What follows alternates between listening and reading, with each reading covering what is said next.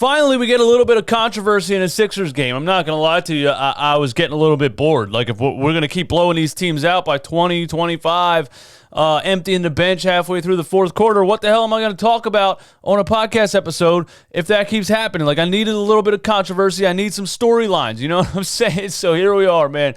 Let's talk about the Sixers and Wizards.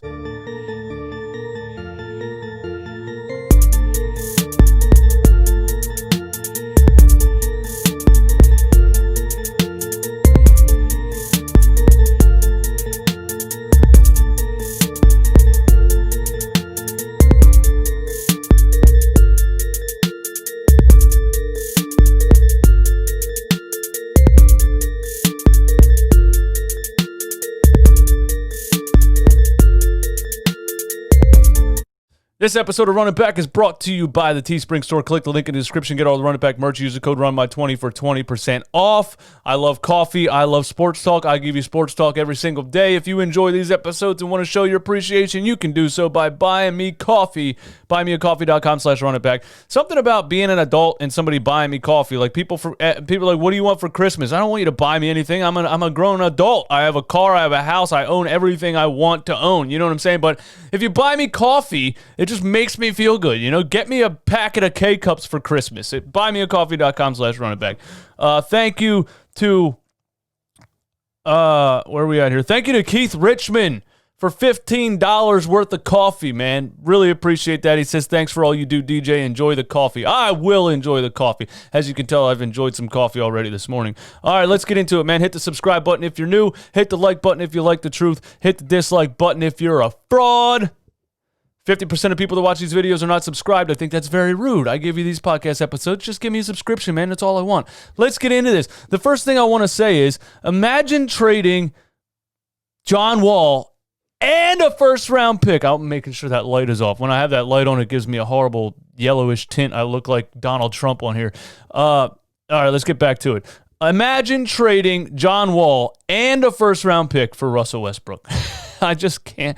I can't. I remember when it happened, I said it doesn't make the Wizards better. I don't know why you would give up a maybe straight up trade, but to give up a first round pick on top of it, how has this guy been this overrated for this long now? It's been like 3 or 4 seasons now where he's a stat patter. He's a nice player to have, but he has this attitude and this ego. He thinks he's a superstar, and it ends up hurting your team more than helping your team. All the way back to playing with Kevin Durant in Oklahoma City. He doesn't help your team. He ends up taking the shots away from the superstar, and he did it in Houston with James Harden, and he's doing it now with Bradley Beal and Ish Smith, who was a superstar in this game coming down to the third or the fourth quarter. But when it comes to Russell Westbrook, he doesn't move the needle. I don't know why. I think this is probably the last team that's going to overrate Russell Westbrook. He just is what he is. Your team doesn't get better because of him. I don't know what Washington was thinking, but John Wall had 28 points last night, and he has 2 28-point games in the last 3 games. So it's looking right now like John Wall is better than Russell Westbrook. I don't know what else to say about it, man. Westbrook got in a fight with Ish Smith in this game. I noticed that in the fourth quarter, and I tweeted it. I said, did anybody catch the fight between Westbrook and Ish Smith? And this is what I talk about with this guy, him being a team cancer, not a team player, and he's not very likable. You understand what I'm saying? So somebody said, can you screenshot it for me? So as I was rewatching the game, I took pictures of the screen, and I'm just going to break it down right here. So what happened on the other end? Someone got a steal on Simmons. I think Ish Smith got a steal on somebody. Anyway, he kicks it up to Westbrook. Westbrook's running the floor here, right? Westbrook refuses to kick the ball over to a wide-open Ish Smith for 3. Ben Simmons plucks him from behind. Russell Westbrook gets angry at Ish Smith for I don't know what reason. He looks at Ish Smith and screams at him like you were supposed to, I don't know, stop Ben Simmons from plucking the ball from behind, or maybe scream that he was there, or maybe he's mad that Ish Smith wasn't all the way in the corner. I don't know what he was mad about, but he screams at Ish Smith right there. Ish Smith comes back down the floor, points at Westbrook, says, hey, bro, I'm the one that brought this team back in the third quarter, and I'm the one that got the steal, and you come down and turn the ball over and you want to yell at me? I don't give a damn who you are or what kind of superstar you think you are. You're not yelling at me. I'm Ish Smith. I'm a process legend. Put some respect on my name.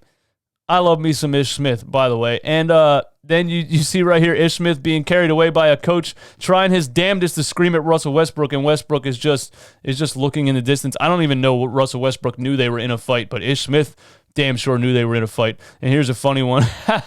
As he's being taken away, peeking over somebody's shoulder, trying to yell at Westbrook again, and Westbrook's just totally ignoring him. So that's what he does. He doesn't make your team better, and there's already issues. We're 7 games into the season, and the Westbrook's fighting with Ish Smith. So, give it up with Westbrook, bro. Just give it up. Bradley Beal is an absolute superstar stud. Dropped 60 points on us. Disappeared when it mattered, which is interesting. Drop all the 60 points you want if you're going to brick shots in the fourth quarter when the game's close. So we can live with that. A lot of people are talking all that stuff about the Sixers are supposed to be great defensively. How they're going to let Bradley Beal drop 60 on us. Well, you just watched the box score. You didn't watch the game. This guy literally could have done a hook shot from full court and it would have went in. He could not miss. Sometimes it just happens with a player like Bradley Beal. He's an absolute stud bucket getter, and he was hot. He couldn't miss, and, he's dropped 60. It is what it is. Kemba Walker did it to us last year on Jimmy Butler. Sometimes it happens. And if we played defense bad 2 out of the first 8 games, I can live with that. You know what I'm saying? We had 82 points at halftime. It was looking like a blowout. We were shooting 67%. We were 12 for 15 from 3 at halftime. And then we squandered the lead in the third quarter. It was a combination of a couple of turnovers. Ish Smith was everywhere, stealing the ball from us, diving on the floor, laying the hell out. I just absolutely love the guy. Process legend, actually. I'm probably going to search for an Ish Smith Sixers jersey because Dish Smith is just my dude. You know what I'm saying? But it's a combination of a couple of turnovers. Bradley Beal was hot again. Ish Smith led another comeback. He led the comeback in the third quarter, and then he led a little bit of a comeback in the fourth quarter. Howell Neto, of all people, gives them the lead in the third quarter. All of a sudden, Howell Neto is going to be good at basketball. You know what I mean? Now that he's out of the Brett Brown system, because you know how I feel about that. Everybody's better when they leave the Brett Brown system. Joel Embiid did block his layup on the backboard, which was, for me personally, a highlight of the game. I think I'm going to get a screenshot of Embiid blocking Howell Neto off the backboard and print it out on a canvas and make it part of the show here in the background or something like that, because there's nothing I love more than Joel Embiid blocking Howell Neto. You know what I'm saying? Ish Smith, when he brought him back in that third quarter, he was just everywhere, hitting mid-ranges, toying with Ben Simmons, one of the best defenders in the game. You know what I mean? And just giving him the okey doke, the here, now you see me, now you don't, under the basket, reverse layup. Like, I mean, it was just like, what are the, Howell Neto and Ish Smith are going to beat us? That's what's going to happen? It's just Sixers, bro. Sixers basketball, you know what I mean?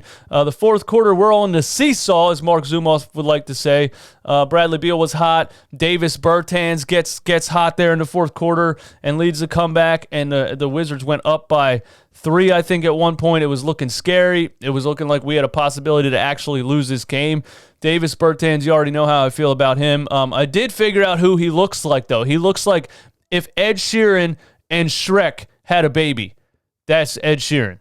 I mean, that's Davis Bertans. If Ed Sheeran and Shrek had a baby, that's what Davis Bertans looks like. I just came up with that. I know it's absolutely genius.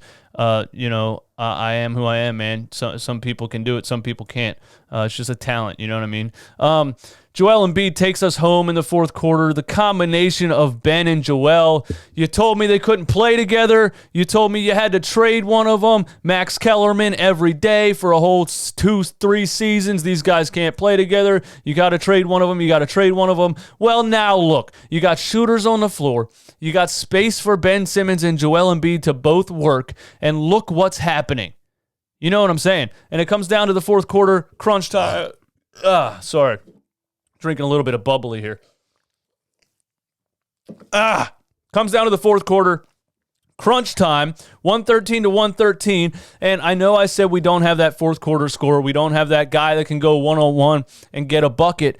But it is effective for us to run the game through Ben Simmons and Joel Embiid as long as the floor is spaced and as long as we're making the defense make a decision and the guy with the ball is making the correct decision, whether that's Ben lobbing it up on Joel with a little a little stop and go, a little juke action to the rim.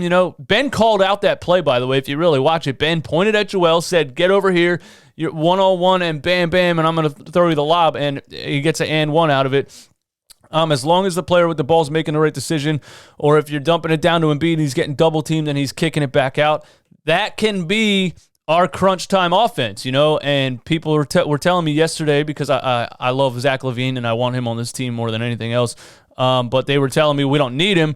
Joel Embiid is our fourth quarter guy, and I love it. If that's the way it is, if that's actually sustainable in the playoffs, I'll give you your props for that, because we had a play from Ben to Joel. Then we had a play where Joel gets the ball, gets double team, kicks it underneath to Ben, and Ben gets the reverse layup and one. Like, the two-man game was dominant in the fourth quarter, and for a lot of seasons it looked like we couldn't go to Joel in the fourth because he turns it over in a double team, and we couldn't go to Ben in the fourth because he can't do anything in the half court. But it really has to do with where these players are, what the play is that's drawn up, and being creative. And we all know that Brett Brown's system was not creative at all. There was nothing happening. Everybody stood around. We relied on Jimmy Butler to either make a shot or miss a shot. And without Jimmy Butler in that stand-around offense, nobody could do anything. So this offense with the creativity is just so much better for both of these guys, and they are flourishing together. Seth Curry was rolling early like Juice WRLD before a concert. Why do I do this? Seriously. Seth Curry was 6 for 6 from 3 in the first quarter. He had the turnaround, the turnaround jump shot emote. You know what I mean? When you hit a green bean on 2K and your player just turns around while the ball's in the air and runs down the floor. The Steph Curry turnaround. He knew as soon as it left his fingertips it was going in, and he turned around and started running down the court. That had shades of Steph Curry. Sometimes I think I'm like, are we sure this is Seth or is this Steph? Or are they actually both the same player? It's just that Steph has been in a much better situation his whole career. I'm just saying. I know it's a little bit of an exaggeration. Steph scored 62 the other night.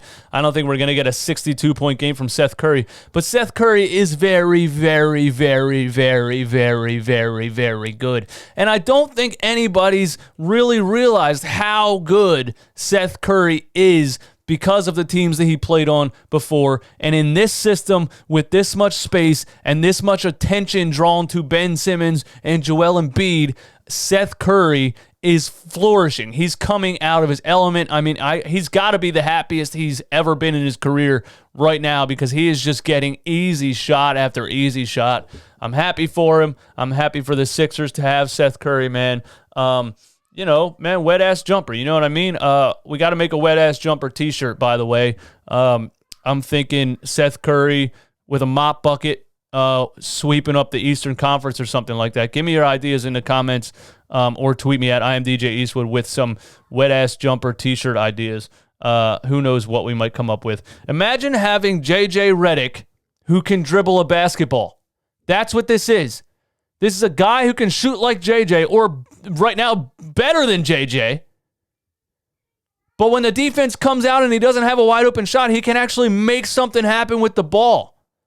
You know, that Game 7 against Toronto, 2 of those turnovers at the end there was because J.J. Redick had the ball in his hands. I would have rather had the ball in anyone else's hands on the floor besides J.J. Redick in that situation. Seth Curry can take the defense and make something happen. He has a little bit of guard play. He can get past his man one-on-one, get in the lane, and do a little floater. Who's at the door? It's my damn cat. Yeah, man, I'm absolutely loving Seth Curry, bro. Let's move on, because there's just so many things I could say about this game. I don't want this podcast episode to be 98,000 minutes long, so let's move on. Ben Simmons getting to the rim early in the game again. I like the way he's been starting out these games. Basically, as soon as the ball is tipped, Ben's like, I'm going to the rim. You know what I mean? And he gets the first 6 points for the Sixers.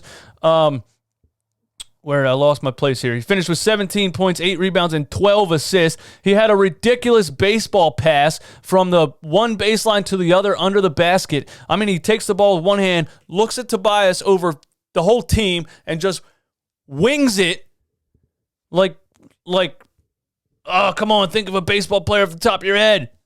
Like Nolan Ryan. And That's just a ridiculous pass. Who in the history of the game can make a pass like that? You know what I mean? At 6'10". I don't think anybody at 6'10". You know what I mean? Magic Johnson at 6'9". Probably Jokic can make that pass, but it's not a lot of people that are that tall that can make that pass, that have that kind of ball skill and vision. It's just fantastic. Ben Simmons throws an alley-oop to himself that didn't count, but I loved every second of it. I wish it counted. It was still a highlight in my mind. He gets fouled on the floor, throws it off the backboard, and yams it. It was one of those LeBron James self-alley-oops. Absolutely loved it. I love the aggression from Ben Simmons in this game, the entire game, even though Ish Smith was giving him the work there in the third quarter. That dude is a little squirmy little son of a, you know what I'm saying, man? But I love me some Ish Smith. But Ben Simmons had it going early on, man. Great game from Ben all around. And 12 assists. When this team is hot, hitting threes the way they're hitting them, bro, Ben Simmons is always going to have double-digit assists. And it's a fantastic formula.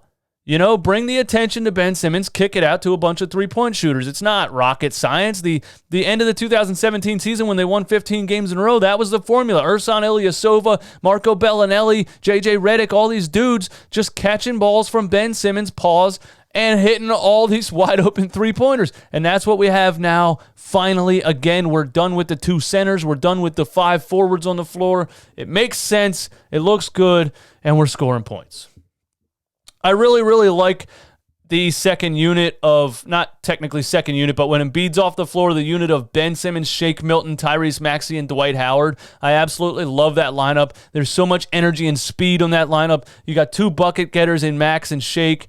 Dwight Howard's a floor-running center who just gives you an unbelievable amount of energy. Blocking a couple shots today, blocked Russell Westbrook's shot. Then he blocked a shot at the end of the half, I believe, and ran down the court doing the Mutombo finger wave. Bro, he belongs. Dwight Howard was made for Philadelphia. I absolutely love the guys.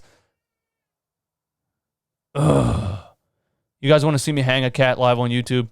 I'm just kidding. That's kidding. I don't want the algorithm to pick that up and say this dude's hanging cats on YouTube, bro. Let's ban his account. I'm not actually hanging cats. My cat's being a jerk right now. All right, where were we at, man? Shake Milton had 19 off the bench, did his thing as usual. I'm absolutely loving the kid coming off the bench, giving us that 15 to 19, 20 points a game. One-on-one game. He had a nice wild Euro step where he over top of the defender. He can do everything, man. It's triple threat. He can get all the way to the rim. He can shoot the mid-range. He can shoot the wide-open three. You already know Maxey got that little floater game off his opposite foot. I'm absolutely loving the bench on this team. I can't say it enough, and I'm going to say it every single podcast episode. Joel Embiid was dominant in this game.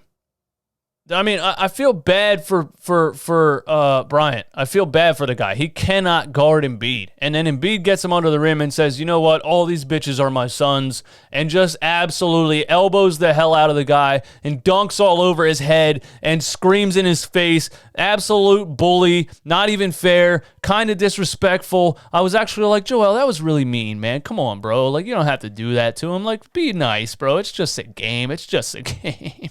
He is a bully, and I'm loving every second of it. Joel Embiid is on top of his game this year. He's in his prime. He's at the peak. This is the time for Joel Embiid to dominate every single game he plays, and every single defender that's against him. He's completely unstoppable. He's having an MVP season already.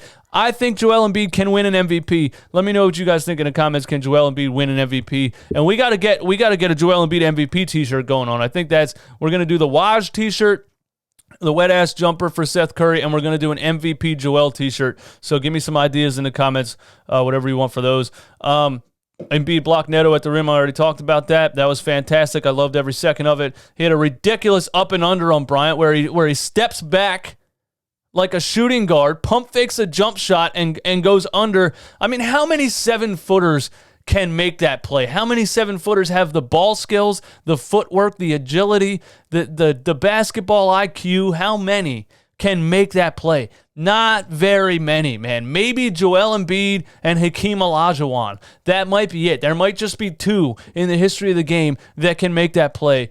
I'm not kidding. Joel Embiid finishes with 38 points, 8 rebounds, 5 assists, 3 blocks. Absolutely dominant, ridiculous monsters game. Takes us down Super clutch buckets in the fourth quarter. I think he scored 6-7 straight points in the fourth quarter for this team. Absolutely fantastic game from Joel Embiid. And if he's going to be clutch like that in the fourth quarter, we are all-state in good hands. You know what I'm saying? That was a bad joke. I'm sorry for that. Tobias Harris continues rolling with 19 points. Caught an alley-oop in this game. Slammed it with one hand. I'm telling you, the guy looks like a different player. He looks lighter. He looks like he's jumping higher. He looks 5 years younger. I can't figure it out. He, not just Doc Rivers. I think Tobias Harris did something in the offseason and lost some weight, got in better shape. I think he really looked at himself and said, "Why am I stinking it up out here? I need to get back into it." You know what I mean? He just looks fantastic this year. I'm really happy for Tobias Harris.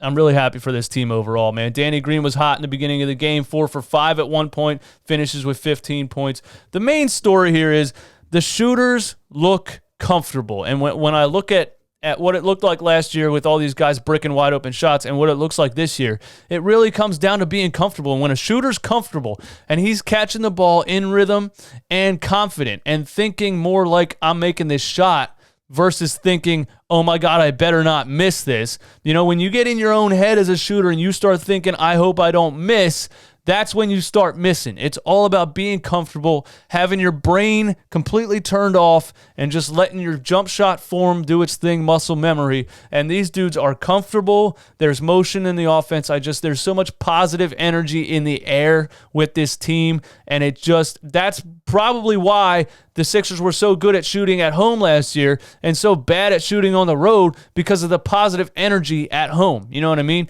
And now I think we're going to get that positive energy all over the place. It just looks incredible. I'm so happy for this team. It feels so good to watch. It was a struggle for years. It's just so much fun to watch. I can't get enough of it. I wish I didn't have a job so I could just sit around watching Sixers games all day doing podcasts. And honestly, if you guys want me to quit my job and do this full time, buy a lot more of my t-shirts and I'll do that. It's going to take a lot of t-shirt sales for that to happen, because I got a mortgage and a car payment and everything else. Yeah, man, so the last thing I want to say is Joel Embiid and Ben Simmons can play together. You told me they can't, but they can.